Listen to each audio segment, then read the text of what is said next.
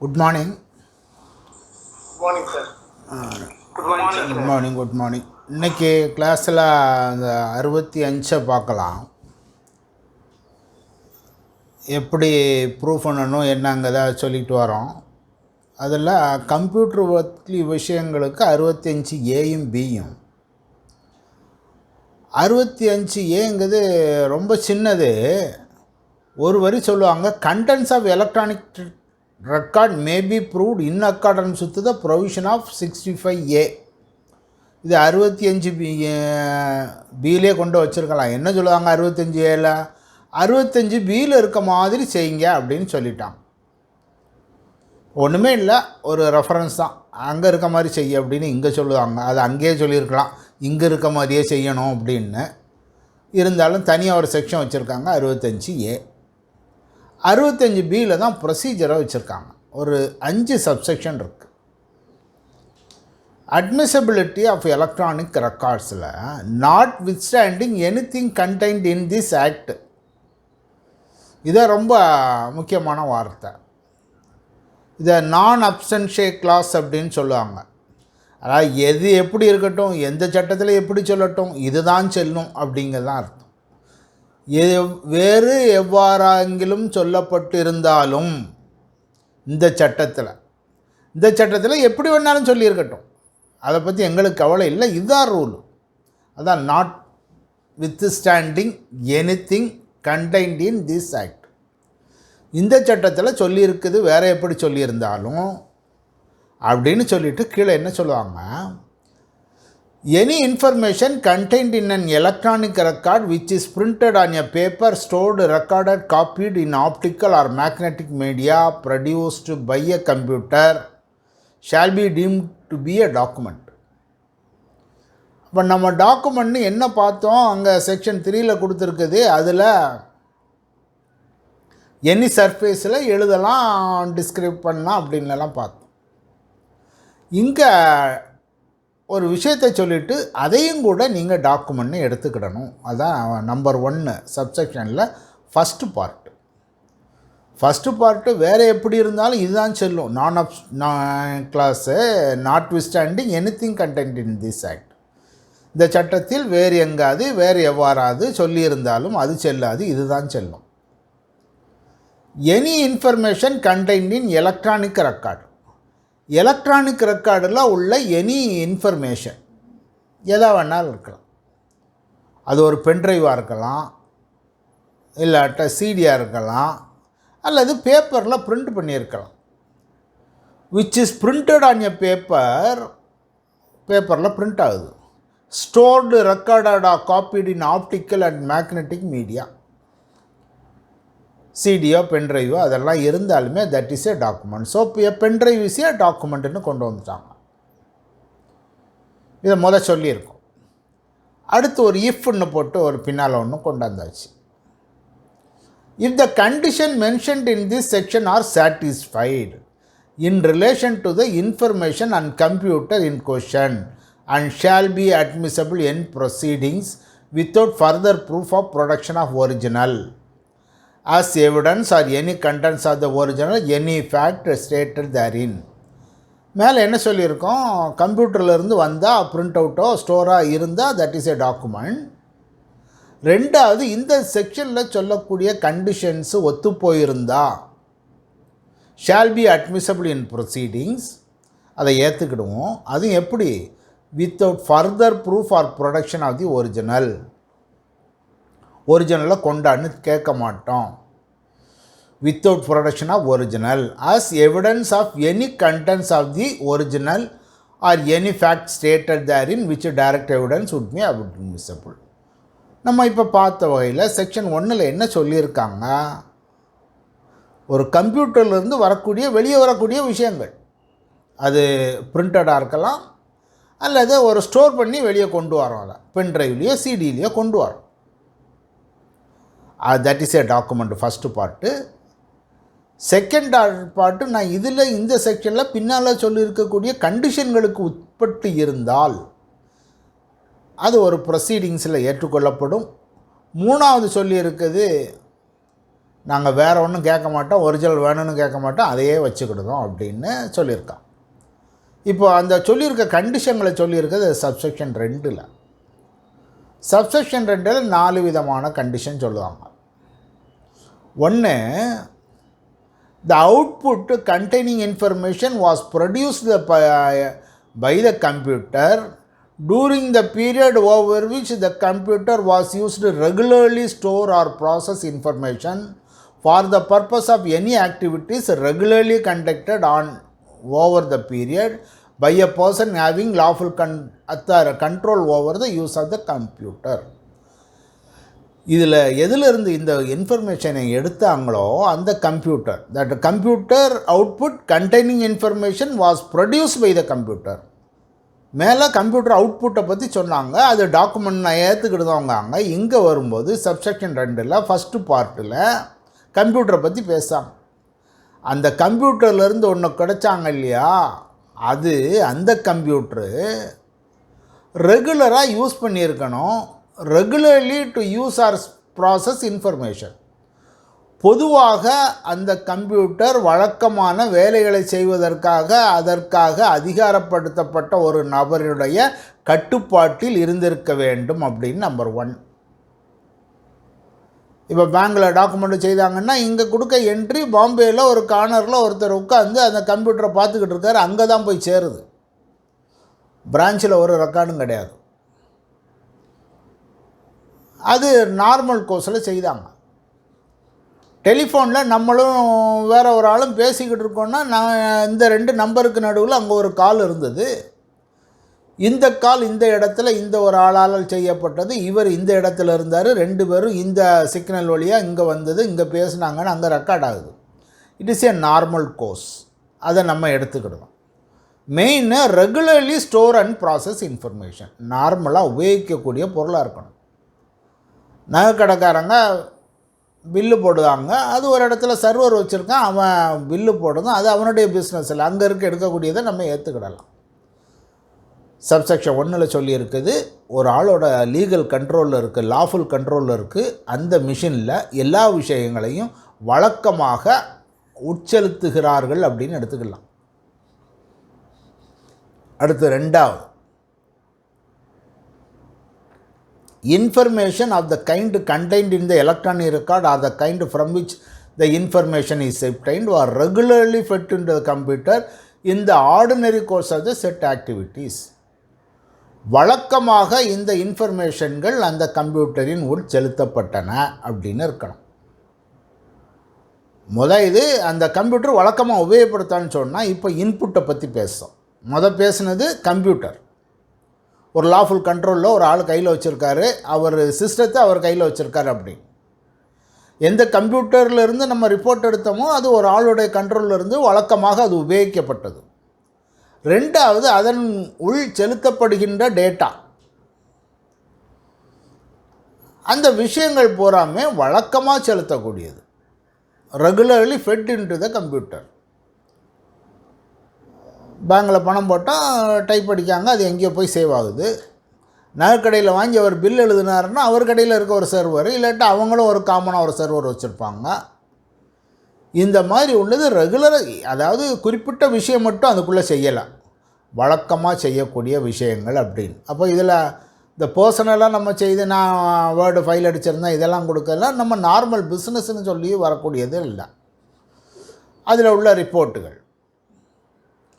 3வது, throughout the material part of the set period it was operating properly, அது ஒழுங்காக வேலை செய்யுது. And in respect of any period which it was not operating properly or out of operation during the period was not affect to electronic record accuracy. முதல்ல computer, 2வது இன்புட்டை பற்றி பேசினா, 3வது அது ஒழுங்காக வேலை செய்ததா, ஒழுங்காக வேலை செய்தது, அல்லது கொஞ்சம் பீரியடில் வேலை செய்தது அல்ல வேலை செய்யாமல் இருந்தது, ஆனாலும் ரிப்போர்ட்டோட அக்யூரஸியை அது பாதிக்காது அப்படின்னு சொல்லியிருக்கணும். 4வது, information contained in the electronic record reproduces or derived from is in the ordinary course of such activities. அது வெளியே வர அவுட்புட்டை பற்றி பேசும். அவுட்புட்டு ஆர்டினரி கோர்ஸில் வரக்கூடிய அவுட்புட்டாக இருக்கணும். ஃபஸ்ட்டு நம்ம பேசுனது கம்ப்யூட்ரு, ரெண்டாவது இன்புட்டு, மூணாவது சாஃப்ட்வேரை பற்றி பேசினா ஒழுங்காக வேலை செய்துக்கிட்டு இருந்தது, நாலாவது அவுட்புட்டு நார்மல் கோர்ஸில் வரணும். இனி மூணாவது செக்ஷன் 3ல் எப்படி சொல்லுதுன்னா எந்த மாதிரியாக கம்ப்யூட்டர் இருக்கலாம் அப்படிங்கிறத சொல்லுவாங்க. அது ஒரு சிங்கிள் கம்ப்யூட்டராக எடுத்துக்கிடுவோம் அப்படிங்கிறதுக்காக சொல்லுவாங்க. Where over any period the function of storing processing information for the purpose of any activities regularly carried on over the period in clause A of 2 was regularly perform the computer அப்படின்னு clause ஏல நம்ம எதை பற்றி பேசினோம்? Subsection 2 class ஏல கம்ப்யூட்டரை பற்றி பேசணும். இது ரெகுலராக வச்சுருக்க கம்ப்யூட்டர்னு அதுக்கு ஒரு விளக்கம் இங்கே 3ல் வருது. A combination of computers operating over that period, அது ஒரு குரூப் ஆஃப் கம்ப்யூட்டர்ஸ் இருக்கலாம், சிங்கிள் கம்ப்யூட்டர் இல்லை. பேங்கில் பிரான்ச்சில் வச்சுருக்க ஒரு கம்ப்யூட்டர் ஒன்று, இங்கே அடிக்கக்கூடிய இன்ஃபர்மேஷன் இன்டர்நெட் வழியாக பாம்பே சர்வருக்கு போகுது. It is a combination. Number 1 combination of computers. Number 2 different computers operating in succession. ஒரு சர்வர் வச்சுருந்தார், அந்த சர்வரு அவுடேட்டட், இல்லாட்ட அது ஃபுல் ஆகிட்டு கெப்பாசிட்டி இல்லை, மெமரி இல்லை, அதனால் வேறு மாற்றணும், ஹார்ட் டிஸ்கை மாற்றணும் அப்படிங்கிறதுக்காக வேறு சர்வரை மாற்றுறாரு. அப்போ different computers operating in succession, அதிலிருந்து உடனடியாக இதுக்கு விஷயம் எடுத்து எழுதிட்டாங்க. அல்லது different computers operating in succession, different combination of computers operating in succession over the period. ஒரு கம்ப்யூட்டர் அதுக்கு பதிலாக இன்னொன்று, அல்லது குரூப் ஆஃப் கம்ப்யூட்டர் அதுக்கு பதிலாக வேறு ஒரு group of computers, combination of computers or in any manner involving successive operation over the period whatever order. அது இல்லாமல் எப்படி வேணாலும் இருக்கலாம். இது எல்லாமே for the purpose of this section constituting a single computer. இதெல்லாம் ஒரே கம்ப்யூட்டர் நாங்கள் எடுத்துக்கிடுதோம் அப்படின்னு. அதாவது பேங்கில் இங்கே கொடுக்கக்கூடிய என்ட்ரி பாம்பேக்கு போனாலும் கூட எல்லாமே சேர்த்து ஒரே கம்ப்யூட்டர்னு எடுத்துக்கிடுதோம். அது நெட்வொர்க்கை நம்ம ஒரு சிங்கிள் கம்ப்யூட்டர்னு எடுத்துக்கிடுதோம். நாலாவது, இதெல்லாம் இருந்ததுன்னா எவிடன்ஸுக்கு வேணும்னா ஒரு சர்டிஃபிகேட் வேணும். அந்த சர்டிஃபிகேட்டு இருந்தால் தான் நாங்கள் ஒரிஜினலாக எடுத்துக்கிடுவோங்கிறத சப்செக்ஷன் 4ல் சொல்லுவாங்க. In any proceeding where it is desired to give a statement in evidence by virtue of this section a certificate doing any of the following வேணும் அப்படின்னு சொல்லுவாங்க.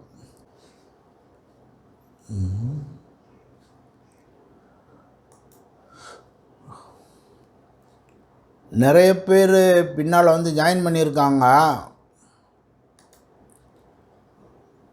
அவங்க பர்பஸுக்காக நான் ஒரு 5 நிமிஷத்தில் இது வரைக்கும் நான் பார்த்து தான் நான் சொல்லிடுறேன்.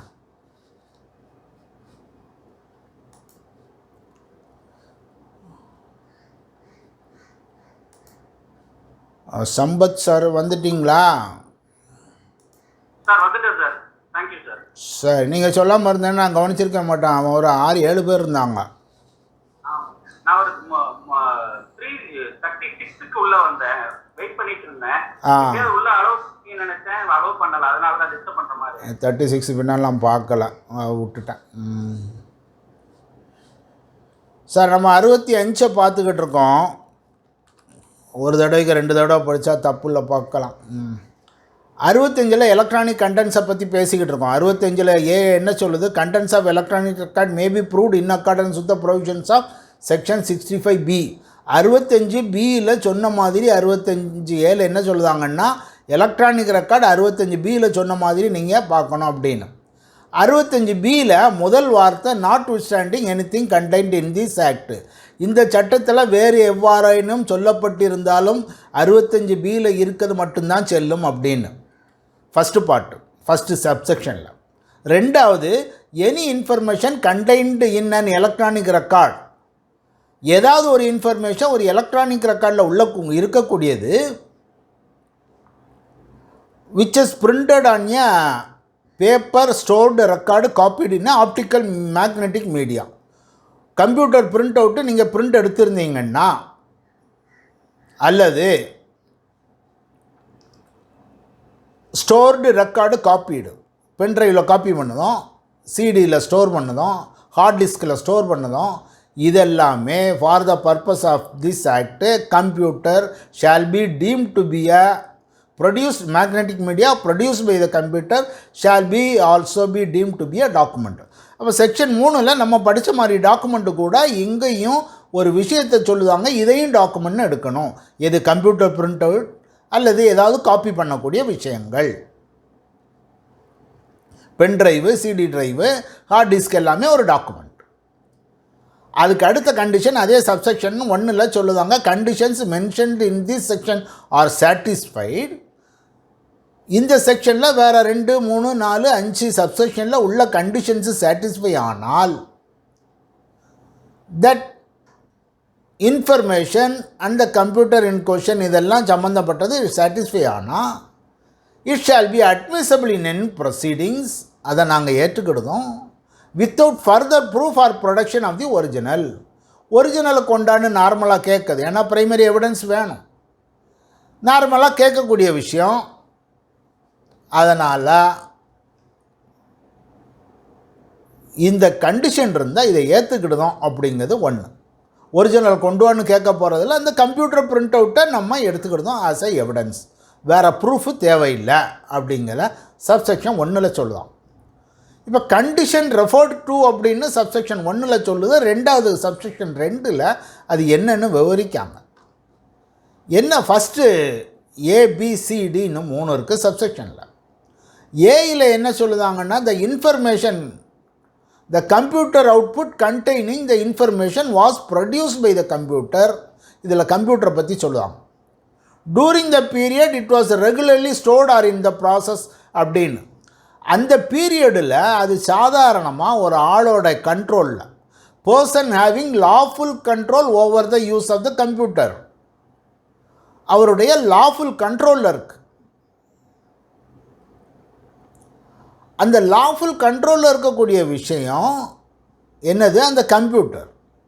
அது that was regularly use to store and process information, வழக்கமாக அது உபயோகிக்கப்பட்டது அப்படின்னு. டூரிங் த பீரியட், அந்த பீரியடில் கேரிட் ஓவர் தட் பீரியட், அவருடைய பிஸ்னஸ் டிரான்சாக்ஷனில் அல்ல விஷயங்களை அவர் வழக்கமாக உபயோகித்தார். உதாரணம் சொல்ல போனால் பேங்க்குன்னு சொல்லியிருந்தேன், ஒரு பேங்க்கில் வழக்கமாக உபயோகிக்காங்க. ஒரு சர்வர் இருக்குது, அந்த சர்வர் அவருடைய பிஸ்னஸ் டிரான்சாக்ஷனை வச்சுக்கிடுது. ஒரு service provider, telecom service provider, அவர் சர்வர் வச்சுருக்கார். நகைக்கடைக்காரங்க அவனுடைய பிஸ்னஸுக்கு அவர் ஒரு சர்வர் வச்சுருக்கார், ஒரு கம்ப்யூட்டர் வச்சுருக்கார். வழக்கமாக உபயோகிக்கப்படும் ஒரு கம்ப்யூட்டர்லேருந்து எடுக்கப்பட்ட விஷயமாக இருக்கணுங்கிறதுக்காக தான் இதை சொல்லுவாங்க 1. அப்போ ஏ சொல்லக்கூடியது கம்ப்யூட்டரை பற்றி, பியில் அதில் உள்ளே கொடுக்கக்கூடிய இன்ஃபர்மேஷனை பற்றி சொல்லுவாங்க. Information of the kind contained in electronic record of the kind or of the kind from which the information so contain. அப்போ அதில் கொடுத்த இன்ஃபர்மேஷன்லேருந்து நம்ம கொஞ்சத்தை வெளியே எடுக்கும். உள்ளே கொடுக்கக்கூடிய information regularly fed in the computer in the ordinary course of said activities, வழக்கமாக அது உள்ளே கொடுக்கக்கூடிய விஷயமாக இருக்கணும். அதாவது வழக்கமாக கொடுத்துக்கிட்டு இருக்க விஷயம் இருக்குன்னு ஒரு குற்றச்செயலுக்காகவோ அல்ல ஒரு டிஸ்பியூட்டட் மேட்டருக்காகவோ உள்ளே கொடுத்தது இல்லை. நார்மல் கோர்ஸில் அந்த கம்ப்யூட்டர் உபயோகிக்கணும், நார்மல் கோர்ஸில் அந்த இன்புட்டு உள்ளே போயிருக்கணும். 2வது. 3வது, throughout the material part of the set period the computer was operating properly, அது ஒழுங்காக வேலை செய்து கொண்டிருந்தது அப்படிங்கிறத சொல்லலாம். It was operating properly first, it was not operating properly or out of the operation, இதனுடைய அக்யூரஸியை அஃபெக்ட் பண்ணலை அப்படின்னு அர்த்தம். அப்போ 3வது எதுக்கு வரோம்னா, நம்ம சாஃப்ட்வேருக்கு வந்துட்டோம். அது ஒழுங்காக வேலை பார்த்தது, இல்லாட்டா கொஞ்ச நாள் வேலை பார்க்கலாம், ஆனால் வேலை பார்க்கலன்னாலும் அக்யூரஸி அஃபெக்ட் ஆகாது. ஒரு 2 நாள் பிரேக் டவுன் ஆகிருந்தது, எல்லாம் ஒரு நாள் 2 மணி நேரம் வேலை செய்யலை அப்படின்னு. அப்படி உள்ள சூழ்நிலையில் அது வேலை பார்க்காம இருந்த இத்தனை பீரியடில் வேலை பார்க்காம இருந்தது, அதனால் இதனுடைய அக்யூரசி அஃபெக்ட் ஆகாது அப்படிங்கிறதா இருக்கணும். 3வது. 4வது, information contained in the electronic record reproduces or is derive from such information ordinary course of the said activity. வெளியே நீங்கள் எடுக்கக்கூடிய ரிப்போர்ட்டு சாதாரணமாக எப்பொழுதும் எடுக்கக்கூடிய ரிப்போர்ட்டுகளாக இருக்கணும். அதாவது பொதுவில் என்ன சொல்லுவோம்னா, இந்த ஆர்டினரி கோர்ஸில் நீங்கள் பிஸ்னஸுக்கு அந்த கம்ப்யூட்டரை யூஸ் பண்ணியிருக்கணும், ஆர்டினரி கோர்ஸில் இன்புட் இருக்கணும், அது ரிப்பேர் ஆகிருந்தாலும் அதனுடைய அக்யூரசி பாதிக்கக்கூடாது, ஆர்டினரி கோர்ஸில் எடுக்கக்கூடிய அவுட்புட்டாக இருக்கணும். இனி செக்ஷன் 3ல் கம்ப்யூட்டருங்கிறத பற்றி என்ன சொல்லுவாங்கன்னா, ஒரு combination of computer operating over the period. பல கம்ப்யூட்டர்கள் வேலை செய்யலாம் ஒன்றுக்காக. ஆனால் இந்த செக்ஷனோட பர்பஸுக்கு அதை நாங்கள் ஒரே கம்ப்யூட்டர் அப்படின்னு எடுத்துக்கிடுறோம் அப்படிங்க. உதாரணம், பேங்க்கில் இங்கே அடிக்கக்கூடியது பாம்பேயில் சேருது. சில நகைக்கடையிலையும் நெட்வொர்க் வச்சுருக்காங்க. இவர் இங்கே பில் அடித்தாருன்னா அவங்க ஹெட் ஆஃபீஸில் போயிட்டு அங்கே உள்ள சர்வரில் ரெக்கார்ட் ஆகிட்டு அதுக்கு பிறகு இங்கே பில்லு அவுட்புட்டாக வருது. இது காம்பினேஷன் ஆஃப் கம்ப்யூட்டர்ஸ். அல்லது different computers operating in succession. ஒரு சர்வர் வேலை பார்த்துக்கிட்டே இருந்தது, அதனுடைய மெமரி போச்சு, இல்லாட்டா அதை விட ஃபாஸ்ட்டாக வேலை பார்க்க வேறு ஒரு சர்வர் வாங்க போகிறோன்னு சர்வர் வாங்கலாம்.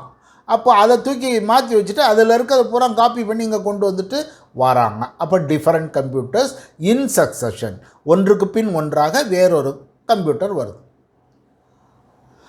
அல்லது different combinations operating in succession, மொத்தமாக எல்லாத்தையும் மாற்றிட்டு வேறு காம்பினேஷனே மாற்றிட்டாங்க அப்படின்னு. Or in any other matter involving successive operation over that period whatever order.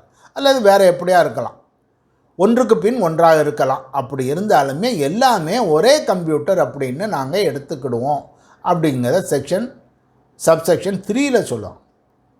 Subsection 3 தான் ரொம்ப முக்கியமானது. அதில் ஒரு சர்டிஃபிகேட் வேணும், அது இருந்தால் தான் நாங்கள் எடுத்துக்கிடுவோம் அப்படிங்கிறத சொல்லுவோம். ஃபஸ்ட்டு பார்ட்டில் கம்ப்யூட்டரை பற்றி சொன்னாங்க, செகண்ட் பார்ட்டில் அதனுடைய நெட்வொர்க் எப்படி இருக்குங்கிறத பண்ணுவாங்க. 3வதாக என்ன சொல்லுவாங்கன்னா, ஒரு certificate doing the any of the following things. பின்னால் சொல்லக்கூடிய விஷயங்களில் ஒரு சர்டிஃபிகேட் வேணும். இது என்ன, நம்ம முன்னால் பார்த்தது தான் இங்கே சர்டிஃபிகேட்டாக கொடுக்காங்க. Identifying the electronic data containing the statement describe the manner in which it was produced. நாங்கள் இதை எப்படி எடுத்தோம் அந்த இதை, அல்லது பர்டிகுலர்ஸ் ஆஃப் டிவைஸ், அல்லது சப்செக்ஷன் 2ல் சொல்லக்கூடிய விஷயங்களை எழுதியிருக்கணும். சப்செக்ஷன் 2ல் என்ன சொல்லியிருக்கோம், கொஞ்ச நாள் வேலை பார்க்கல அதனால் அக்யூரசி பாதிக்காதுன்னா நீங்கள் சர்டிஃபிகேட் கொடுக்கும்போது அதை எழுதணும். இது இந்த பீரியடில் இத்தனை நாளில் அது வேலை செய்யலை, இருந்தாலும் அது அக்யூரசி அஃபெக்ட் ஆகாது. சர்வர் ரிப்பேராக போச்சு, சர்வர் டவுனு, பவர் இல்லை, அப்போ டவுன் ஆகிட்டு, அப்படி உள்ள பீரியட்னால இதனுடைய அக்யூரசி ஆகாது அப்படின்னு இதை ஒரு சர்டிஃபிகேட்டு கொடுக்கணும். செக்ஷன் 2ல் சொல்லியிருக்குது. அல்லது மற்ற விஷயங்களை நீங்கள் சர்டிஃபிகேட்டாக கொடுக்கணும். அதை யார் purportedly to be sign the person occupying responsible position in relation to the operation of the relevant device. அந்த டிவைஸோட ஆப்ரேஷனுக்கு ஒரு ஆள் அதில் கையெழுத்து போட்டு கொடுக்கணும். Or management of the relevant activities. அவர் it shall be sufficient for the matter stated best of knowledge and belief of the person stating it. Best of knowledge, belief, அவருடைய நம்பிக்கைக்கு படி அது நல்லதாக இருந்து அப்படியே கொடுக்கட்டும். அவர் ஒரு ரீசனபுளாக ஒரு ரெஸ்பான்சிபிள் பர்சனாக இருக்கணும். இப்போ பேங்க்கில் போய் அக்கௌண்ட் ஸ்டேட்மெண்ட் வாங்குறீங்கன்னா பேங்க் மேனேஜர் அதில் ஒரு சீல் அடித்து கையெழுத்து போட்டு இது எங்கள் ஆஃபீஸில் இருக்க கம்ப்யூட்டரில் இருந்து எடுத்த பிரிண்ட் அவுட்டுன்னு கொடுத்தா தான் அக்கௌண்ட் ஸ்டேட்மெண்ட்டு கோர்ட்டில் அக்செப்ட் ஆகணும். இனி இன்னும் என்ன சொல்லுவாங்கன்னா, information shall be taken to be supplied to a computer if it is supplied thereto in any appropriate form, whether it is supplied directly or with or without human intervention. கம்ப்யூட்டருக்குள்ளே எப்படி நீங்கள் data கொடுக்கீங்கிறத சொல்லுறதுக்கு section 5 இது வரைக்கும் உள்ளது கொஞ்சம் ஒரு விளக்கமாக கொடுக்காங்க. சப்செக்ஷன் 5ல் அது நேராக எடுக்கலாம், வித் ஆர் வித்தவுட் ஹியூமன் இன்டர்வென்ஷனாக இருக்கலாம். நகைக்கடையில் சேலு அடிக்காரு, பேங்கில் பணம் போடுவீங்க அடிக்காங்க. அதே சமயம் ஒரு டெலிஃபோன் விஷயம் இருக்குது, அங்கே யாருமே எதுவுமே செய்யலை, ஆட்டோமேட்டிக்காக அதை ரெக்கார்ட் பண்ணிக்கிடுது. Maybe directly or without human intervention. Whether the courts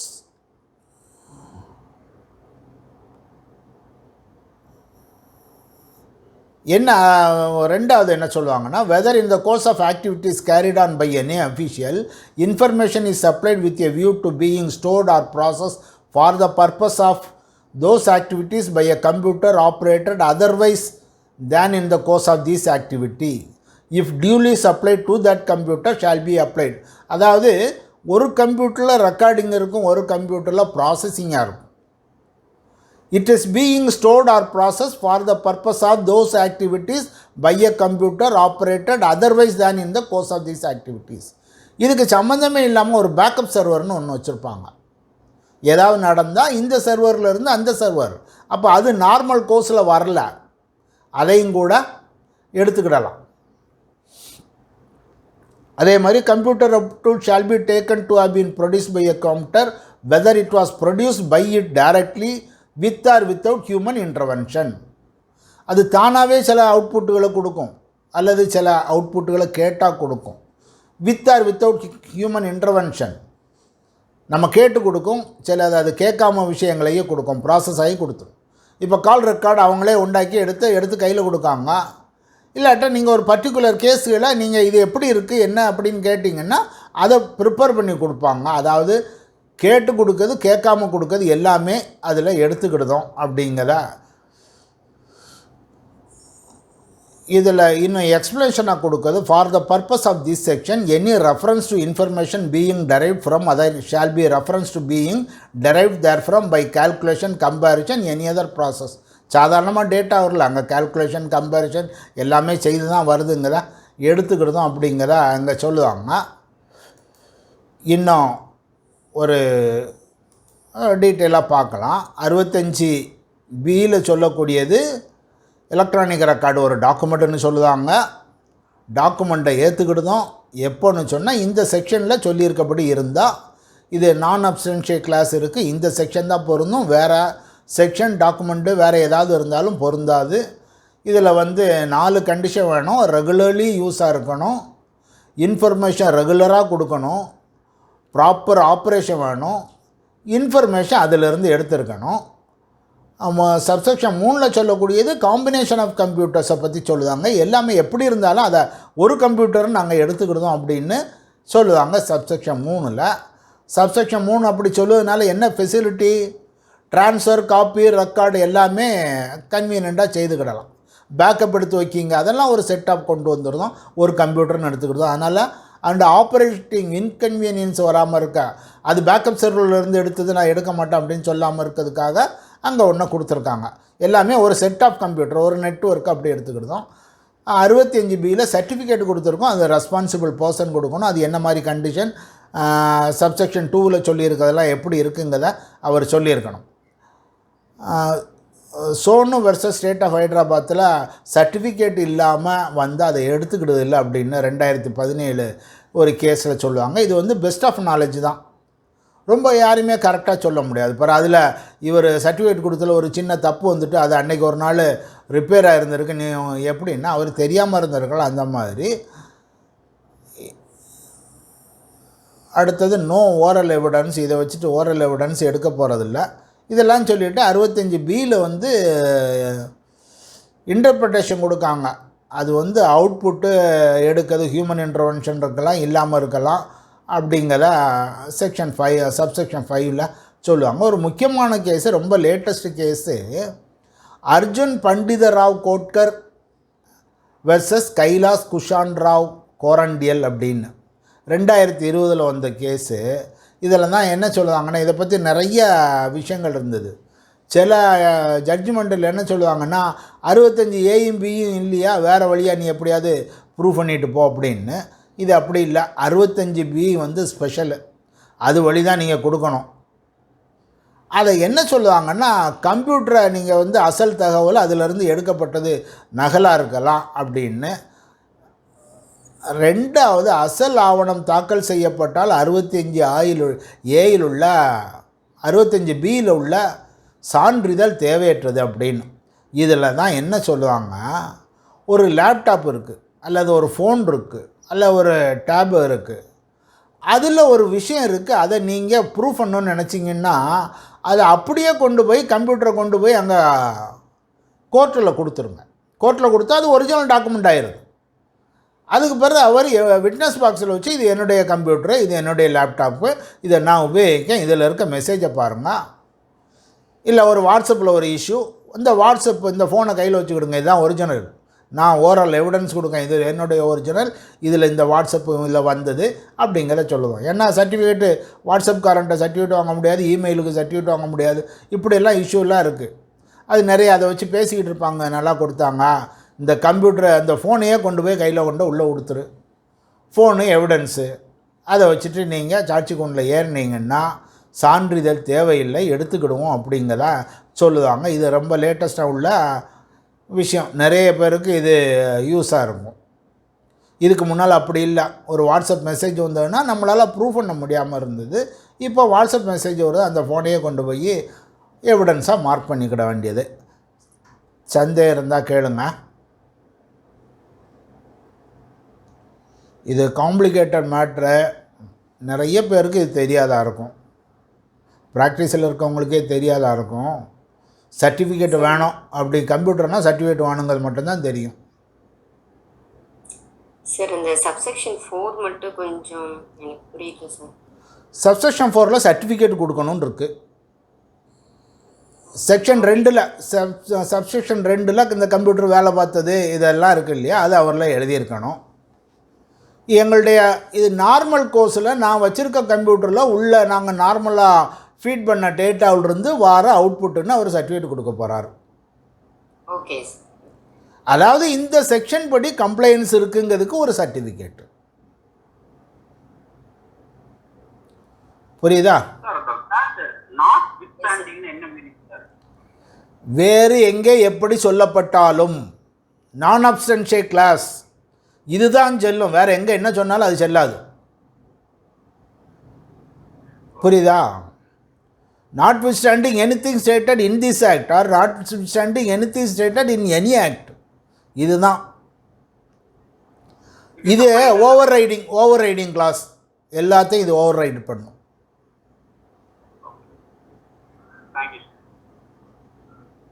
போயிடலாம் அடுத்து.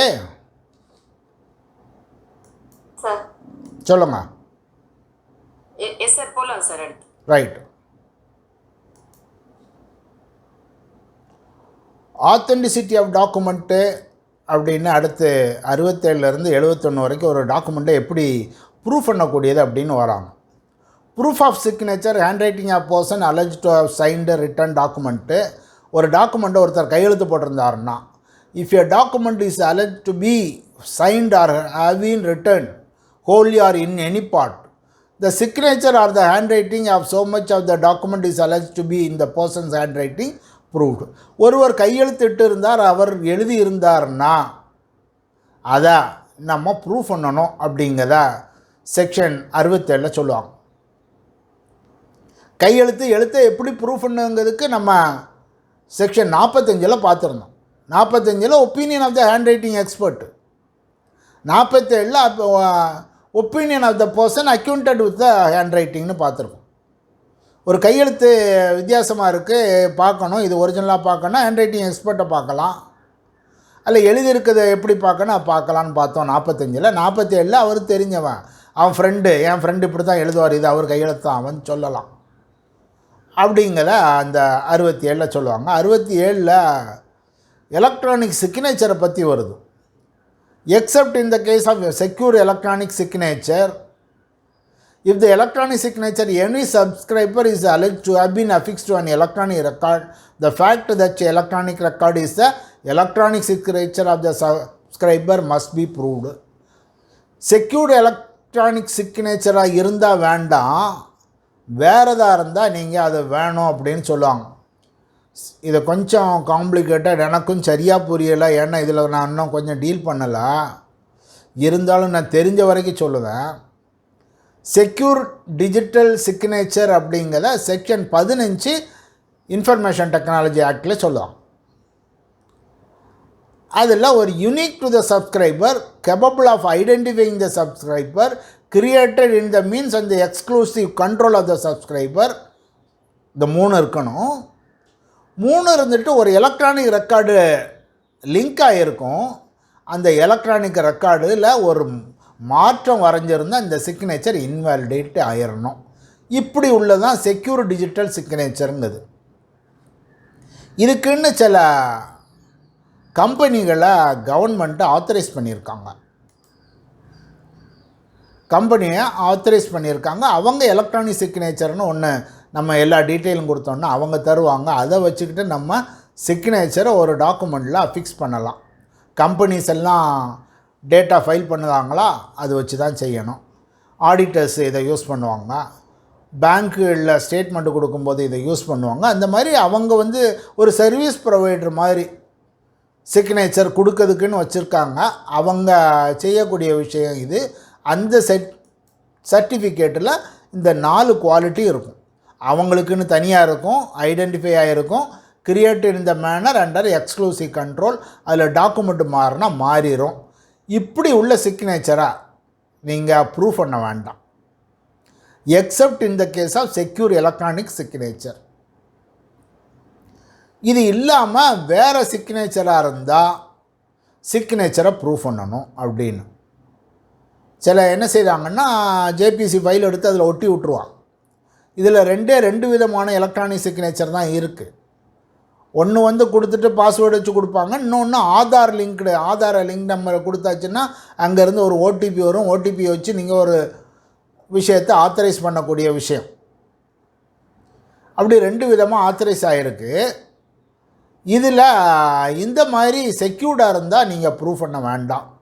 Other than that, except in the case of secure electronic signature, if the electronic signature of any subscriber is alleged to have been affixed on the electronic record, வேறு ஒரு electronic ரெக்கார்டில் இப்படி ஒரு signature இருந்தால் அதை prove பண்ணணும் அப்படின்னு. உதாரணம், ஒரு ஜேபிஜி ஃபைல் எடுத்துகிட்டு ஒரு கையெழுத்து போட்டு அதை பேப்பரை ஒட்டி அதை டாக்குமெண்ட்டில் கீழே ஒட்டுதீங்க அப்படின்னா அதை ஒரு சிக்னேச்சர் நான் எடுத்துக்கணும்னு சொன்னால் அதை ப்ரூவ் பண்ணணும் அப்படிங்கிறத 67(a) சொல்லுவாங்க. இதை மாதிரி நிறைய விஷயங்கள் இதில் ஒரு ஆர்டிகிள்ஸ் இருக்குது. இன்டர்நெட்லேருந்து 1-2 எடுத்து உங்களுக்கு இன்றைக்கி வாட்ஸ்அப்பில் போடுறேன். இன்ட்ரெஸ்ட் இருக்கவங்க அதை படிங்க.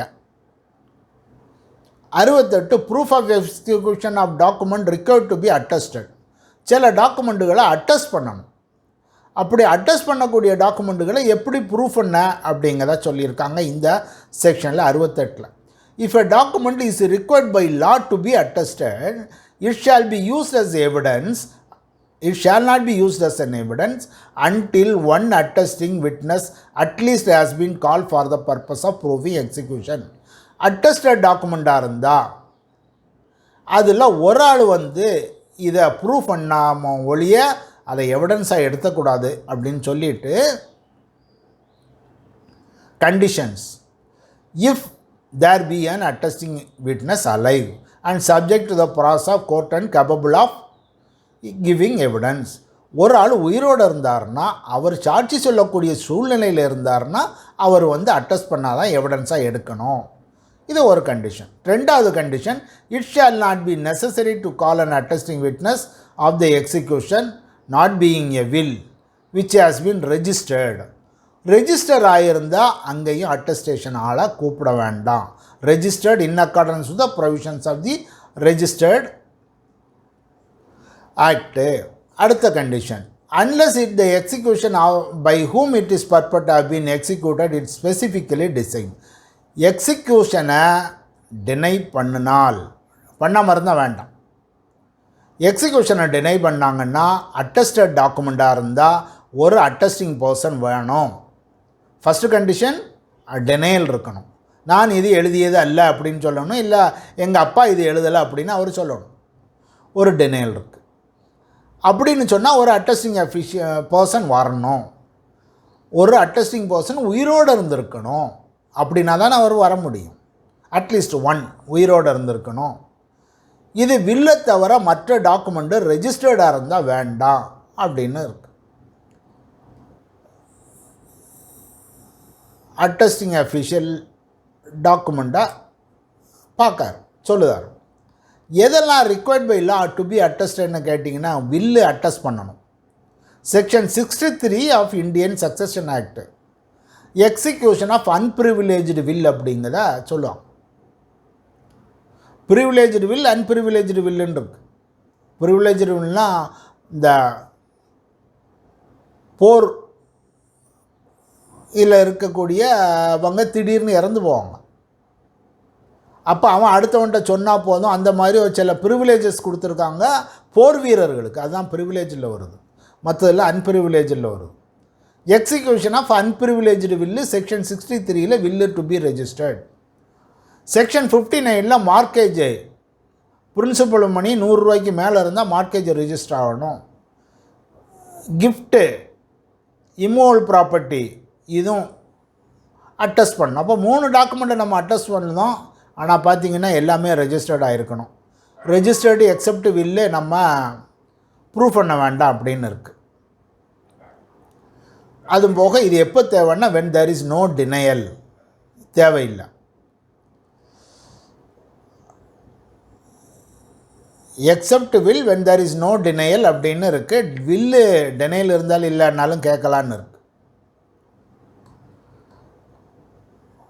provided that it shall not be necessary to call an attesting witness of the execution of any document not being a will which has been registered unless execution has been specifically denied அப்படின்னு இருக்குது.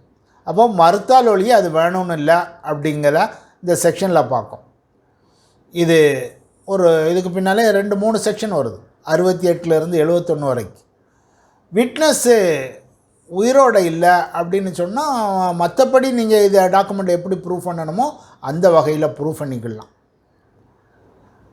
இனி 69 if no such attesting witness can be found the document purports to be have been executed in UK.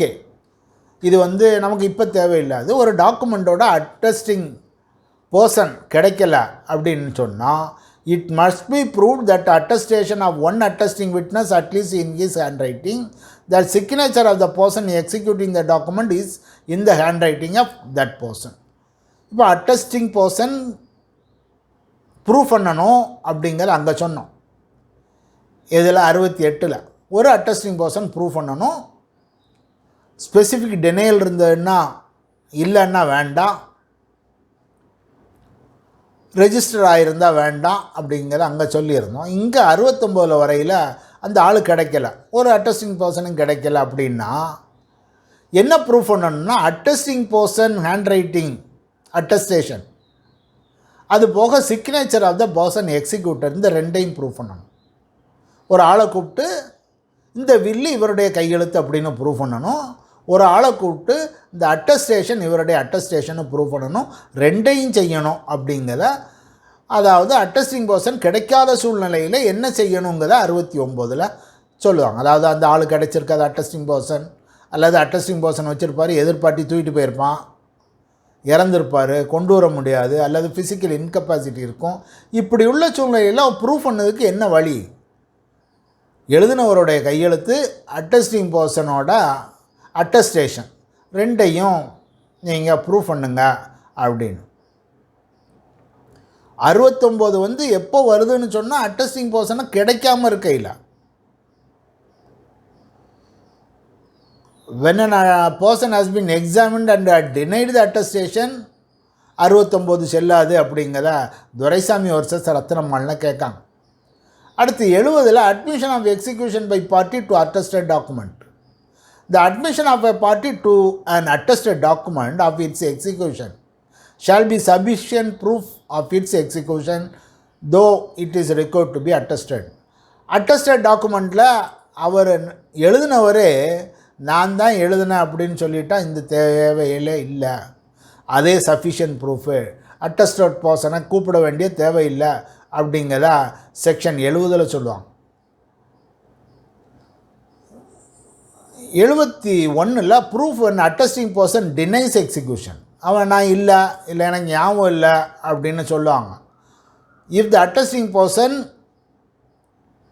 denies or does not recollect the execution of the document, execution may be proved by other document. வேறு எவிடன்ஸை வச்சு நீங்கள் அதை prove பண்ணிக்கலாம் அப்படிங்கிறது. இது அவர் டெனையில் தான் வருது.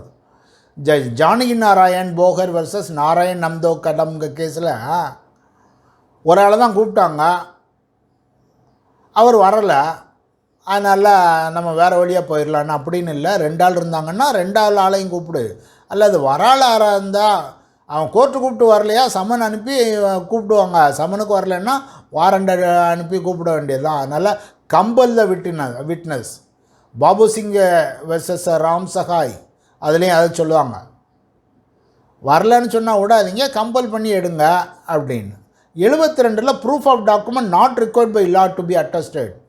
ஒரு டாக்குமெண்ட்டை அட்டஸ்டேஷன் தேவையில்லை, ஆனால் இவங்க அட்டஸ்ட் பண்ணியிருக்காங்க அப்படின்னா maybe proved as if it was not unattested. அது அட்டஸ்ட் பண்ணாத மாதிரி எடுத்துகிட்டு அதே மாதிரி நீங்கள் ப்ரூவ் பண்ணுங்க. மோத்திராம் கலாராம் வெர்சஸ் ரத்னா முகுந்திங்க கேஸில் ஒரு பாண்டு அது அட்டஸ்ட் பண்ண தேவையில்லை, இவங்க அட்டஸ்ட் பண்ணியிருந்தாங்க, அது சாதாரணமாக நீங்கள் செய்துக்கிடலாம் அப்படிங்கிறத அதில் சொல்லுவாங்க. இனி இது அட்டஸ்டேஷனுக்கு இன்னும் comparing signature 73 comparison of signature writing or seal with other admitted proof. ஒரு சிக்னேச்சர் இருந்ததுன்னா வேறு எங்கேயாவது உங்களுக்கு கம்மி இருந்ததுன்னா நீங்களே எடுத்துக்கிடலாம், பார்த்துக்கிடலாம் அப்படிங்கிற. In order to ascertain whether signature writing seal is that of a person to whom it purpose to have been written or made, any signature writing or seal admitted or proved to be satisfaction of court to have been written or made may be compared with the one which is proved although அது இந்த விஷயத்துக்கு கொண்டு வரல, ஆனால் வேறு விஷயம் இருக்குது, அவன் கையெழுத்து இருக்குன்னா நீங்களே பார்த்துக்கிடலாம் அப்படின்னு ஃபஸ்ட்டு பார்ட்டில் சொல்லுவாங்க. செகண்ட் பார்ட்டில் the court May direct any person present in the court to write any words or figures for the purpose of enabling the court to compare the words or figures so written. இந்த செக்ஷனில் சொல்லக்கூடியது 73 2 விஷயம் சொல்லுவோம். ஒன்று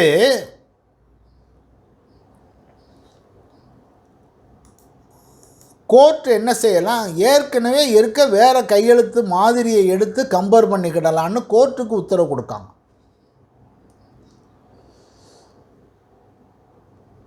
made out by this person may be compared with the one which is to be proved. ஏற்கனவே எழுதின signature கையெழுத்து ஏதாவது இருந்தால் அதை வச்சு பார்த்துக்கலாம். அதாவது இதுக்கு முன்னால் 2 வழி நம்ம கொடுத்துருந்தோம். ஒன்று எக்ஸ்பர்ட், இன்னொன்று அது தெரிஞ்சவன் பார்த்தவன் பழகுனவன் சொல்லணும்னு சொன்னோம். இங்கே என்ன சொல்லுவாங்கன்னா கோர்ட்டே கண்ணை வச்சு பார்த்துக்கோங்க, அது எதுவும் ஒன்று போல் இருக்கான்னு பார்த்துக்கிட வேண்டியதானே அப்படின்னு. அவர் ஒரு அப்ளிகேஷன் ஒன்று கொடுத்துருக்காரு, ஒரு லோன் அப்ளிகேஷன் கொடுத்துருக்காரு, ஒரு டாக்குமெண்ட்டு ஒன்று இருக்குது, 2ல் இருக்க கையெழுத்து ஒன்று தானா அப்படின்னு பார்த்துக்கலாம். அவர் நான் லோன் அப்ளிகேஷன் கொடுத்தா ஆனால் டாக்குமெண்ட்டு கையெழுத்து போடலான்னு சொல்லுவார், லோன் டாக்குமெண்ட்டு. அப்போ கோர்ட் என்ன செய்யலாம், லோன் டாக்குமெண்ட்டையும் பார்க்கலாம், அப்ளிகேஷனையும் கொடுக்கலாம், 2ஐயும் ஒத்து நோக்கி இதான் நல்லா இருக்க, ஒன்று போல் தானே இருக்க அப்படின்னு கோர்ட்டே சொல்லிக்கிடலாம். அப்படிங்கிறதுக்கு கோர்ட்டுக்கு இதில் ஒரு அதிகாரம் கொடுக்காங்க ஃபஸ்ட்டு பார்ட்டில். செகண்ட் பார்ட்டில் கோர்ட்டில் இருக்கவன் யாராவது இதே மாதிரி எழுது அப்படின்னு ஒரு வார்த்தையை அவனை எழுத சொல்லலாம். For the purpose of comparing enabling the court to compare the words. நான் ஒன்று அதை பார்க்கணும், இப்போ இதில் ஒன்று எழுது அப்படின்னு கோர்ட்டில் இருக்கவங்கள எழுத சொல்லலாம் அப்படிங்கிறத சொல்லியிருக்கான். இது 3வது ஆப்ஷனில் இருக்குது. First option hand writing expert, second option தெரிஞ்சவங்க பழகினவங்க சொல்லக்கூடியது, 3வது அவ்வளோ தூரத்துக்கு போக வேண்டாம், நம்மளே பார்த்தா தெரியுத இது ஒன்று போல் தானே இருக்குது அப்படின்னு கோர்ட்டு நினச்சா அதே ஏற்றுக்கிடலாங்கிறதுக்காக கோர்ட்டுக்கு பவர் கொடுக்காங்க. இதில் முக்கியமான என்னன்னா அந்த கோர்ட்டுக்கு பவர் கொடுத்து நீ இதை கோர்ட்டில் இருக்கவொன்னு ஒன்று எழுதுன்னு சொல்லுதாங்க இல்லையா, அது சொல்லுது கான்ஸ்டியூஷனுக்கு அகைன்ஸ்டாக இருக்குது. ஆர்டிகிள் 20 சப்செக்ஷன் 3 வருது, அந்த கிளாஸ் 3 வருது, article 20 class 3. No person accused of any offence shall be compelled to be a witness against himself. தனக்கு எதிராக தானே சாட்சியமாக நிற்கிறதற்கு ஒரு ஆளை கட்டாயப்படுத்த முடியாது. ஆர்டிகிள் 20 கிளாஸ் 3ல். அப்போ ஒருத்தனை கூப்பிட்டு கையெழுத்தை கொடு, நீ கொடு, நான் பார்க்கட்டும் அப்படின்னு குற்றவாளிகிட்ட கேட்கறதுக்கு வாய்ப்பு இல்லை. வேறு இந்த சிவில் கேஸுகளில் வாங்கிக்கிடலாம், ஏதாவது செய்யலாம், நார்மல் கோர்ஸில் உள்ள கேஸுகளை வாங்கலாம்.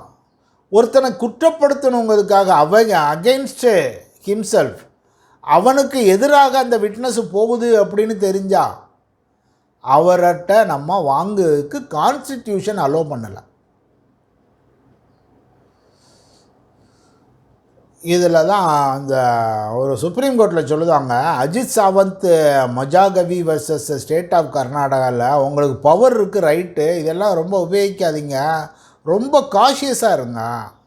ஈவன் ஸ்லைட் டவுட் வந்து அதுக்குன்னு எக்ஸ்பர்ட் இருக்கான், அவன்கிட்ட கொடுத்துருங்க, நீங்கள் ஏன் பார்க்கிங்க அப்படிங்கிறத இதில் சொல்லுவாங்க. ஏன்னா அந்தளவுக்கு நமக்கு பெரிய அறிவு இல்லை. ஒன்று போல் கையெழுத்து போடுறதுக்கு பெரிய எக்ஸ்பர்ட்லாம் இருக்காங்க. இங்கே இருக்க மாதிரியே பார்த்து கையை கண்ணை ஒரிஜினலாக பார்க்கும், கையை அப்படியே வரைச்சி விட்ருவாங்க. அப்படி கையெழுத்து போடுறவங்கலாம் இருக்காங்க. அது அவங்க காட்ஸ் கிஃப்ட்டுன்னு கூட சொல்லலாம். அப்படி போடுறவங்க இருக்காங்க. அதே மாதிரி போடுவாங்க, உழைச்சி எவ்வளவு கஷ்டமான சிக்னேச்சரையும் போட்டுருவாங்க. அப்படியெல்லாம் சூழ்நிலைகள் இருக்கையில் நீங்கள் ஸ்லைட்டு டவுட் வந்தாலும் நீங்கள் தட்டி விட்ருங்க, உங்கள் கையில் வச்சுக்கிடாதீங்க, எக்ஸ்பர்ட்டை பார்த்துட்டு வா, இல்லாட்ட நீ எப்படியாவது ப்ரூவ் பண்ணுன்னு விடுங்க, கோர்ட்டு இதை எடுத்துக்கிடாதீங்க அப்படிங்கிறத இந்த கேஸில் சொல்லுவாங்க. இன்னும் ஒன்று, ஒரு கேஸில் இதை கோர்ட்டு தான் பார்க்கணும், அது கீழே இருக்கவனா இந்த இதை பார்த்து சொல்லுப்பா அப்படின்னு செக்ஷனில் இருக்க பாருப்பா அப்படின்னு சொல்லிட்டு விட்றாதீங்க, இதை கோர்ட்டு பார்க்க வேண்டிய வேலை அப்படின்னு. இது கான்ஸ்டியூஷனுக்கு அகைன்ஸ்டாக இருக்குது. ஸ்டேட் வர்சஸ் ராம்குமாருங்க கேஸ் 1957 என்ன சொன்னால், போயினா வேறு ஒரு கோர்ட்டில் இவனோட கேஸ் நடந்துக்கிட்டு இருந்தது, அதில் எழுதியிருந்த பேப்பரை எடுத்தாங்க, அந்த பேப்பரை கையில் வச்சுக்கிட்டு மேஜிஸ்ட்ரேட் முன்னால் கூட்டிகிட்டு வந்து ஐயா இவனை எழுத சொல்லுங்கன்னா அவன் எழுதுனா, ரெண்டையும் கம்பேர் பண்ணாங்க. கோர்ட்டு இதை சார்ஜை எடுக்க முடியாது, அவனை கம்பல் பண்ணி நீங்கள் எடுக்கிறதுக்கு வழி இல்லை அப்படின்னு சொல்லிட்டாங்க. ஆனால் இதில் அவனை கேட்கறதுக்கு தான் சொல்ல முடியும், அவன் கொடுக்கலன்னு என்ன செய்ய முடியும், ஒன்றும் செய்ய முடியாது அப்படிங்கிற இதில் சொல்லுவாங்க. No compulsion. கேட்கறதுக்கு கோர்ட்டுக்கு உரிமை இருக்குது, கேட்கலன்னா என்ன செய்வீங்க அப்படிங்கிறதுக்கு சொல்லலை, அது கிடையாது. ஆனால் ஒரே ஒரு நெகட்டிவ் என்னன்னா, செக்ஷன் 114 ஜியில் சொல்லுவாங்க, ஒரு ஆளை ஒன்று செய்ய சொல்லிவிட்டு அவர் செய்யலைன்னா ஒரு ப்ரிசம்ஷன், இது செய்திருந்தால் இது இவருக்கு எதிராக இருக்கும் என்று எடுத்துக்கொள்ளலாம். இப்போ ஒரு டாக்குமெண்ட்டை ஒருத்தர் கொண்டு வர சொல்லுவார், கோர்ட்டில் கொண்டு வர சொல்லுவாங்க ஒரு டாக்குமெண்ட்டை, அவங்க கொண்டு வர மாட்டேங்க. அப்போ என்ன ஆகுது, அதை கொண்டு வந்தால் அவருக்கு அது பாதகமாக இருக்கும் என்று அவர் கொண்டு வரவில்லைன்னு நம்புவோமா இல்லையா? அதெல்லாம் அப்பா மகன்கிட்ட பரீட்சை பேப்பர் திருத்தியிருக்காங்க, கையில் கொடுத்து விட்ருக்காங்க, உங்களுக்கு பேப்பரை கொடுத்து விட்டாங்களாமே கொண்டு வான்னு மகன்கிட்ட கேட்டால் அவன் ஒழிச்சு வச்சான்னு என்ன அர்த்தம், பையன் ஃபெயிலுன்னு அர்த்தம், அவனுக்கு பாதகமாக இருக்குதுன்னு அர்த்தம். இது நார்மலாக உள்ளது. இதைத்தான் அந்த எவிடன்ஸு விஷயத்தில் 114 சொல்லுவாங்க. ஒரு விஷயத்தை கொண்டு வர சொல்லி ப்ரொடியூஸ் பண்ணுன்னு சொன்னால், அவன் முடியாதுன்னு சொன்னால் என்ன எடுத்துக்கிடுவாங்க கோர்ட்டில், it is unfavourable to the person, that is why he is withholding, அவருக்கு பாதகமாக இருக்கிறது அதனால் அவர் கையில் வைத்து கொண்டார் அப்படின்னு எடுத்துக்கிடுவாங்க. அப்போ ஒருத்தனை கையெழுத்து போட சொன்னால் அவன் கையெழுத்து போட மாட்டேங்கான், அவனுக்கு தண்டனை இல்லை. ஆனால் அவனுக்கு எதிராக அது ஊகிக்கப்படும், அதை ஊகத்தை வேணால் தப்புன்னு சொல்லிவிட்டு அவன் வேறு வழியாக சாட்சியங்களை கொண்டு வரலாம், அது வேறு, கம்பல்ஷன் இல்லை.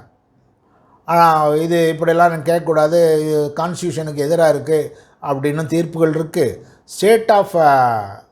ஸ்டேட் டெல்லி அட்மினிஸ்ட்ரேஷன் வர்சஸ் பாலிராமில் இந்த இன்ட்ரெஸ்ட் ஆஃப் த ஜஸ்டிஸ், நீதி வழங்குவதற்கு இது தேவை என்றால் கோர்ட்டுகள் கேட்கலாம் அப்படின்னு சுப்ரீம் கோர்ட்டு ஜட்ஜ்மெண்ட் கொடுத்துருக்காங்க. இதில் சந்தேகம் இருந்தால் கேளுங்க, அடுத்த பாட்டுக்கு போவோம்.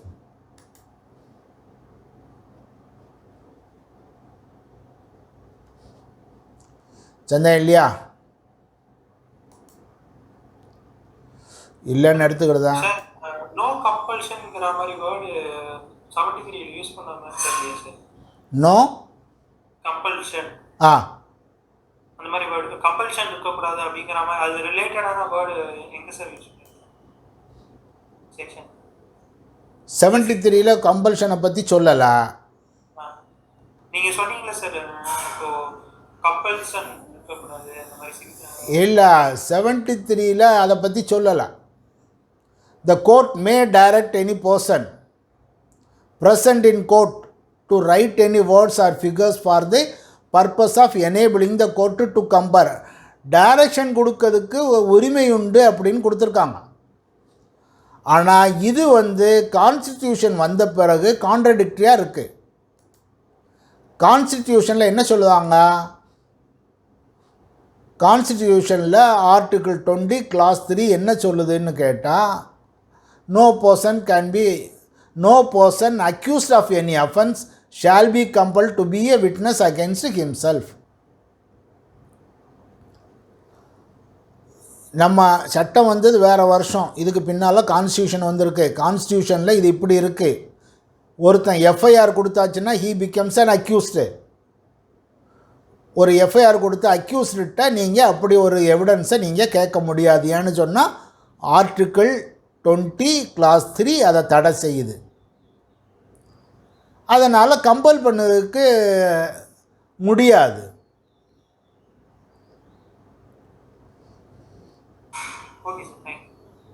அதில் கம்பல்ஷனை பற்றி சொல்லலை. செக்ஷன் 73ல் மே டைரக்ட் அப்படின்னு ஒரு உரிமையை கொடுக்காங்க. கோர்ட்டுக்கு ஒரு உரிமை, நீ இதை செய்ய அப்படின்னு. அக்யூஸ்டை பொறுத்த வரைக்கும் அது செல்லாது. ஏன்னு சொன்னால் கான்ஸ்டியூஷனில் அவனுக்கு ஒரு உரிமையை கொடுக்காமல் இருக்குதுக்கு. அவனுக்கு எதிராக அவனே சாட்சியம் ஆகக்கூடாது. அவர் கத்தி எடுத்து அவரே குத்தக்கூடாது. போகலாம், அடுத்து போகலான்னு நினைக்க. 73A proof first verification of digital signature. Digital சிக்னேச்சரை பொறுத்த வரைக்கும், in order to ascertain a digital signature is that of person by whom it purports to have been affixed. அவரோட டிஜிட்டல் சிக்னேச்சர் தானா அப்படிங்கிறதுக்கு court May direct that person or controller of certifying authority to produce a digital signature certificate. அந்த ஆள் ஐயா இது என்னுடைய கையெழுத்து தான், இதுதான் சர்டிஃபிகேட்னு கொடுக்கலாம். அல்லது கையெழுத்து போட்டவர், அல்லது கண்ட்ரோலர் ஆஃப் சர்டிஃபையிங் அத்தாரிட்டி, இவர் தான் அவருக்கு டிஜிட்டல் சிக்னேச்சர் ப்ரொவைட் பண்ணக்கூடிய ப்ரொவைடிங் அத்தாரிட்டி. அவர் டிஜிட்டல் சிக்னேச்சர் சர்டிஃபிகேட்டை கொடுக்கலாம். அல்லது any other person to apply public key listed in the digital signature verify the signature purport. அல்லது வேறு யாராவது அதில் பப்ளிக் கீ லிஸ்ட் பண்ணியிருந்தாங்கன்னா அதை வச்சு அந்த சிக்னேச்சரை எடுக்கலான்னு சொல்லியிருக்கு. 2 கீ கொடுக்காங்க, ஒன்று பப்ளிக் கீ, ஒன்று ப்ரைவேட் கீ. பப்ளிக் கீங்கிறது அவன் ஒரு பாஸ்வேர்டு அடித்து அந்த டிஜிட்டல் சிக்னேச்சர் அங்கே அஃபிக்ஸ் ஆகும். இது பப்ளிக் கீ அப்படின்னு இருக்குது, அது வேறு யாரும் அடிக்கலாமா இருக்கும். இதை பற்றி நிறைய விவரம் தெரியலை. நான் ஆர்டிகிள்ஸை கலெக்ட் பண்ணிவிட்டு உங்களுக்கு இன்னைக்கு குரூப்பில் கொடுக்கேன். சந்தேகம் இருந்தால் நாளைக்கு இதை பார்க்கலாம். இது கொஞ்சம் complicated things, public key private key அப்படின்னு. இது இன்னும் நல்லா செட்டில் ஆகாத கூடிய விஷயங்கள். உங்களுக்கு ஆர்டிக்கிள் நான் அதில் போடுவேன். இதோட இந்த சாப்டர் முடியுதுன்னா அடுத்தது பப்ளிக் டாக்குமெண்ட் 74லேருந்து 78 வரைக்கும் இருக்குது. பப்ளிக் டாக்குமெண்ட்னால் என்ன அப்படிங்கிறத 74ல் சொல்லுவாங்க. ஒரு பப்ளிக் டாக்குமெண்ட்டுக்கும் ப்ரைவேட் டாக்குமெண்ட்டுக்கும் வித்தியாசம். 2 பேருக்குள்ள சேல் அக்ரிமெண்ட்டு, 2 பேரோட பிஸ்னஸ் டிரான்சாக்ஷன், 2 பேருக்கு நடுவில் உள்ள கான்ட்ராக்டு ஒரு ப்ரைவேட் டாக்குமெண்ட். அது எல்லோரும் போய் பார்க்க முடியாது. 2 பேரும் பிஸ்னஸ் கம்பெனி வச்சுருக்காங்க, 2 பேரும் என்ன டேர்ம்ஸில் இந்த பிஸ்னஸை பண்ணுறாங்க நம்ம போய் பார்க்க முடியாது. பார்த்தா காம்படிட்டரு அதை எடுத்துகிட்டு போயிடுவார். இதை விட குறைஞ்ச விலைக்கு நான் தரேன்னு அவன் கூட்டிகிட்டு போயிடுவான். அதெல்லாம் private document. The following documents are public document. Documents forming the acts or records of the acts of the sovereign authority, official bodies and tribunal and of public officers, legislative, judicial, executive, or any part of India, or of the Commonwealth or of a foreign country. Public records kept in any state of private documents. Public records kept in any state of private documents. அப்போது இது நமக்கு ரொம்ப இல்லை, எல்லா அரசாங்க அலுவலகங்களில் வச்சுருக்கக்கூடிய எல்லா டாக்குமெண்ட்டும் இதில் வந்துடும். Documents forming part of acts and records of acts. செயல்களின் பதிவுகள். சாவரின் அத்தாரிட்டினா அரசாங்கம், official bodies, tribunal, public officer, sub registrar office, இல்லாட்டா ஒரு தாசில்தார் ஆஃபீஸு, கலெக்டர் ஆஃபீஸு, இது எல்லாமே அங்கே வச்சுருக்கக்கூடிய டாக்குமெண்ட்டு. முனிசிபல் ஆஃபீஸு எல்லாமே டாக்குமெண்ட் எல்லாம் பப்ளிக் டாக்குமெண்ட்னு சொல்லிவிட்டு அது கீழே public records kept in any state of private documents. ஒரு ப்ரைவேட் டாக்குமெண்ட்டை பற்றி உள்ள ஸ்டேட்மெண்ட்டு நீங்கள் ஒரு இடத்துல வச்சுருந்தீங்கன்னா அது பப்ளிக் ரெக்கார்டு. 2 பேர் கொடுக்காங்க, விற்காங்க, வாங்குறாங்க, அதை ரெஜிஸ்டர் பண்ணியிருக்காரு சப் ரெஜிஸ்ட்ராரு. ப்ரைவேட் டாக்குமெண்ட் தான், இவர் கொடுக்கார், இவர் வாங்கினார் ப்ரைவேட் டாக்குமெண்ட். ஆனால் ஸ்டேட் ஆஃப் ப்ரைவேட் டாக்குமெண்ட்டை அவர் ரெஜிஸ்டர் பண்ணி வச்சுருக்காரு பப்ளிக் டாக்குமெண்ட்டு. இந்த பப்ளிக் டாக்குமெண்ட்டை யார் வேணாலும் பார்க்கலாம். ஒரு வில்லங்க சர்டிஃபிகேட் கொடுத்தீங்கன்னா இவன் யார் கொடுத்தா யார் வாங்கினா எல்லா டீட்டெயிலும் வந்துடுது. 75 செக்ஷனில் ப்ரைவேட் டாக்குமெண்ட்னா என்னன்னு சொல்லுதாங்க, all other documents are private. அப்போ மேலே சொல்லியிருக்கிறத தவிர மீது எல்லாமே ப்ரைவேட்டு.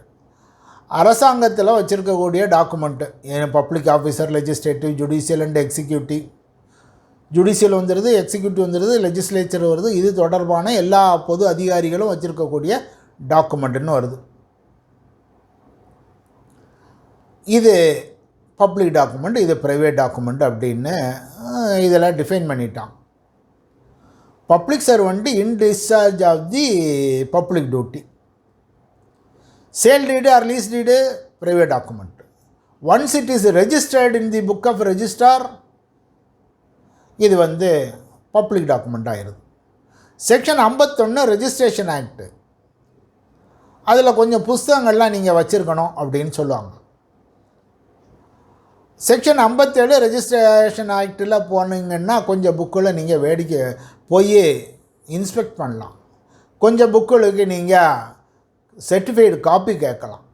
அதெல்லாம் பப்ளிக் டாக்குமெண்ட் ஆகிடுது. Electoral roll public document. Hindu marriage register அது பப்ளிக் டாக்குமெண்ட்டு. இப்போ பப்ளிக்கும் ப்ரைவேட்டுக்கும் என்ன பார்த்தீங்க வித்தியாசம்னா, பப்ளிக் சர்வெண்ட்டு அஃபிஷியல் டியூட்டியில் எழுதக்கூடியது பப்ளிக் டாக்குமெண்ட்டு. ஒரு ப்ரைவேட்டாக அவர் எழுதிக்கிட்டால் private document. Public document public சர்வெண்ட்டோட கஸ்டடியில் இருக்குது. ப்ரைவேட்டு டாக்குமெண்ட்டு அவங்கவுங்க தனித்தனியாக கையில் வச்சுருப்பாங்க. Public document available for inspection. Public டாக்குமெண்ட்டோட சர்டிஃபைடு கேட்கலாம். இதெல்லாம் பப்ளிக் டாக்குமெண்ட்டோட சர்டிஃபைடு காப்பியை எவிடன்ஸாக எடுத்துக்கிடுதோம். அடுத்தது certified copies of public document. ஒரு சர்டிஃபைடு காப்பி எப்படி கொடுக்குது அப்படிங்கிறத 76 சொல்லுவாங்க. Every public officer having custody of public document which any person has a right to inspect. ஒரு டாக்குமெண்ட்டை பார்ப்பதற்கு உரிமை இருக்குமானால் public officer shall give on person on demand a copy of it, payment of legal fees. அதோட ஒரு காப்பியை கொடுங்க. அந்த காப்பி ஃபீஸை வாங்கிட்டு கொடுங்க. அது கூட நீங்கள் ஒரு சர்டிஃபிகேட் கொடுக்கணும். Written at the foot of such copy that it is a true copy of such document. இந்த டாக்குமெண்ட்டுக்கு இது ஒரு நகல் அப்படின்னு நீங்கள் சொல்லணும். அதில் சர்டிஃபிகேட் சொல்லணும். அதில் டேட்டு வேணும், கையெழுத்து வேணும். அவர் என்ன அத்தாரிட்டியில் அவர் கையெழுத்து போடுவார், அவர் ஆஃபீஸு நேமு, பதவி நேமு, கையெழுத்து. அதில் சீல் வேணும். அவர் சீல் அடிக்கிறதுக்கு உரிமை இருந்ததுன்னா அந்த சீலு. இப்போ தாசில்தார் ஆஃபீஸில் வாங்கணுன்னா தாசில்தார் ஆஃபீஸு அப்படிங்க வேணும். அதை நம்ம சர்டிஃபைடு காப்பின்னு சொல்லுவோம். Any officer by the ordinary course of official duty is authorised to deliver such copies shall be deem to have custody of such documents. ஒரு சர்டிஃபைடு காப்பி கொடுத்தாருன்னா என்ன நம்ம கோர்ட்டு ஆக்ட் என்ன எடுத்துக்கிடுது, ஒரு ஊகிக்கு என்ன செய்தாங்கன்னா, இவன் சர்டிஃபிகேட் டாக்குமெண்ட் கொடுத்தான்னா இதனுடைய கஸ்டடி இவர்கிட்ட தான் இருக்குது அப்படின்னு. இவன் மேரேஜ் ரெஜிஸ்டர்டோட ஒரு காப்பி கொடுக்காரு, கீழே கையெழுத்து போடுறார், எல்லாம் எழுதிட்டாருன்னா இந்த ஆள் கையில் தான் அந்த மேரேஜ் ரெஜிஸ்டர் இருக்குது அப்படின்னு எடுத்துக்கிடலாம் அப்படிங்கிறத இதில் சொல்லுவாங்க. அப்போது ஒரு இன்ஸ்பெக்ஷன் செய்வதற்கு உரிமையுள்ள ஒரு டாக்குமெண்ட்டை ஒரு பப்ளிக் சர்வெண்ட்டு அவர் கையில் வைத்திருந்தார் என்றால் அவர் ஒரு சர்டிஃபிகேட் ஒரு காப்பி கொடுக்கணும். அவருக்கு லீகல் ஃபீஸை வாங்கிட்டு காப்பியில் கையெழுத்து போடணும், தேதி, அவர் பதவி எல்லாம் கொடுக்கணும். யார் அப்படி கையெழுத்து போட்டாங்களோ அவர் கையில் தான் அந்த டாக்குமெண்ட் இருக்குது அப்படின்னு எடுத்துக்கிடுவாங்க. Proof of such document 77. Such certified copy may be proved in proof of the contents of the public documents or part of the public document which they purpose. அது அப்படியே நம்ம உள்ளே என்ன எழுதியிருக்குங்கிறதுக்கு நம்ம அதை டாக்குமெண்ட்டாக எடுத்துக்கிடலாம் அப்படிங்கிற ப்ரூஃபாக எடுத்துக்கிட்டோம். அதை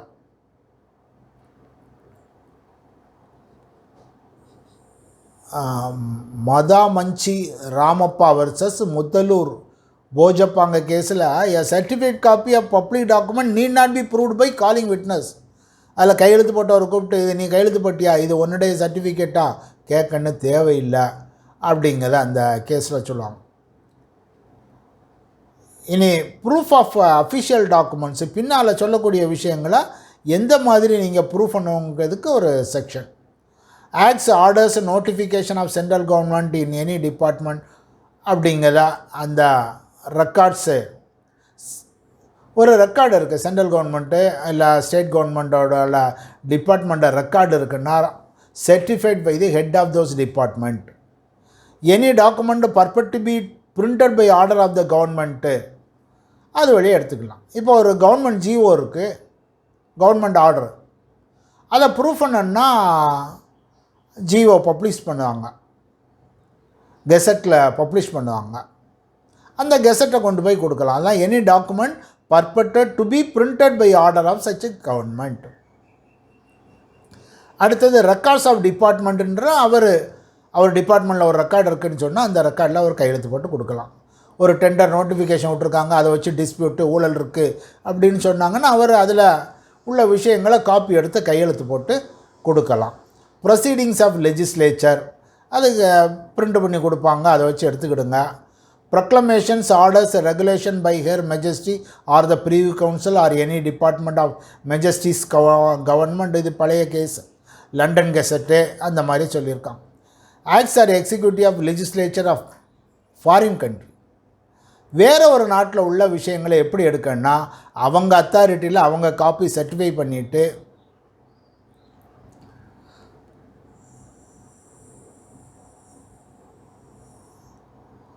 அப்படின்னு இருக்குது. பின்னால் ஒரு விஷயத்தில் வருது எப்படின்னு சொன்னால் நம்ம கண்ட்ரியோட எம்பசி அதை அட்டஸ்ட் பண்ணோன்னு. இது பூரா அந்த காலத்தில் அப்படியே வச்சுருந்து அது அப்படியே இருக்குது. இதில் என்ன எழுதியிருக்குன்னா journals publish by authority commonly received in that country. அந்த நாட்டில் அது ஒரு டாக்குமெண்ட் அப்படியே எடுத்துக்கிட்டாங்கன்னா எடுத்துக்கிடுங்க. ரெகுலராக லா ரிப்போர்ட்டர் இருக்குது, அது அந்த நாட்டில் அப்படி எடுத்துக்கிட்டாங்கன்னா நம்ம எடுத்துக்கிடலாம் அப்படிங்கிறது இதில் சொல்லியிருக்காங்க. Copy certified under the seal of the country or sovereign or by a recognition thereof in some central act. Central ஆக்டில் ரெகக்னைஸ் பண்ணியிருந்தாங்கன்னா அந்த நாட்டுக்காரங்க கையெழுத்து போட்டதை எடுத்துக்கிடுங்க அப்படிங்கிற இந்த செக்ஷன். இனி முனிசிபல் அத்தாரிட்டி, முனிசிபல் பாடின்னா certified by the legal keeper அப்படின்னு இருக்குது. அது யாரோட கஸ்டடியில் இருக்கோ அவங்க சர்டிஃபை பண்ணணும். உதாரணமாக கமிஷனர் முனிசிபலில் கார்ப்பரேஷனோட மீட்டிங்கோட டீட்டெயில் ஒரு கோர்ட்டுக்கு தேவைப்படுதுன்னா அவர் அதில் கையெழுத்து போட்டு கொடுக்கணும் அப்படின்னு. பப்ளிக் டாக்குமெண்ட் யார் any other class of foreign country அப்படிங்கிறது என்னன்னா copy certified by the legal keeper with a certificate under the seal of the notary public or of an Indian consul or diplomat. இந்தியாவில் இருக்க cancel general அதில் கையெழுத்து போட்டு கொடுத்தா அதை நம்ம எடுத்துக்கிடலாம் அப்படிங்கிற பப்ளிக் டாக்குமெண்ட்டுக்கு சொல்லியிருக்காங்க. இப்படி ஒவ்வொரு வகையிலையும் கவர்மெண்ட்டு சர்டிஃபை பண்ணக்கூடிய பொசிஷனை இந்த இதில் சொல்லியிருக்காங்க. சந்தேகம் இருந்தால் கேளுங்க.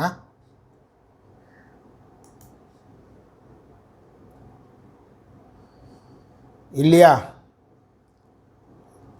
சந்தேகம் இல்லைன்னா க்ளோஸ் பண்ணிடலாம். இனி அடுத்து போகக்கூடியது ப்ரிசம்ஷன்ஸ்.